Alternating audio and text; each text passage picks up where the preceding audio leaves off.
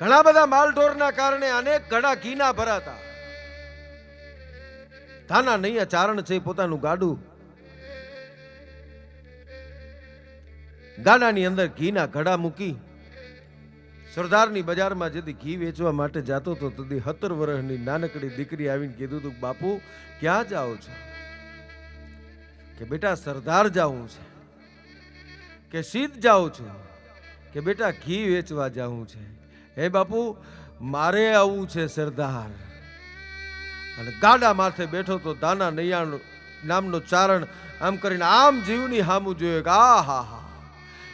એને ખબર હતી સરદારનો સુબો છે, એને ખબર હતી સરદારના સુબા બાકર શેખની નજર ખરાબ છે અને મારી 17 વર્ષની જુવાન જો દીકરી રૂપાળી દીકરી બેટા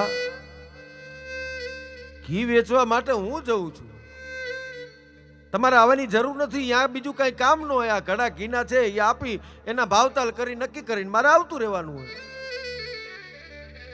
બાપુ મેં તમને કીધું ને મારે તમારી હારે સરદાર આવવું છે.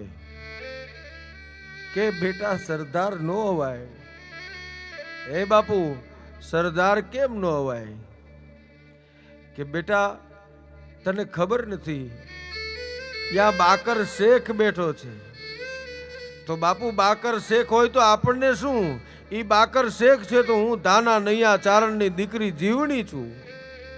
પણ કે બેટા એની આંખ નથી હારી કે મારે ઈ જ જોવા આવું છે કે એની આંખ કેવી નથી હારી. બાપુ મને લઈ જાઓ, મારે આવું છે તમારી હારે ઘી વેચવા માટે. એમ કરીને સળાપ દઈને ગાડા માથે બેઠી. ધાના નૈયા એમનો ચારણ છે જોગમાં એને પ્રાર્થના કરે છે કે હે માં જયતી જયતી જગમાત જયતી કારણ સબ કરની જયતી ભરણ ભંડાર. હવે તું કરે ખરી બા.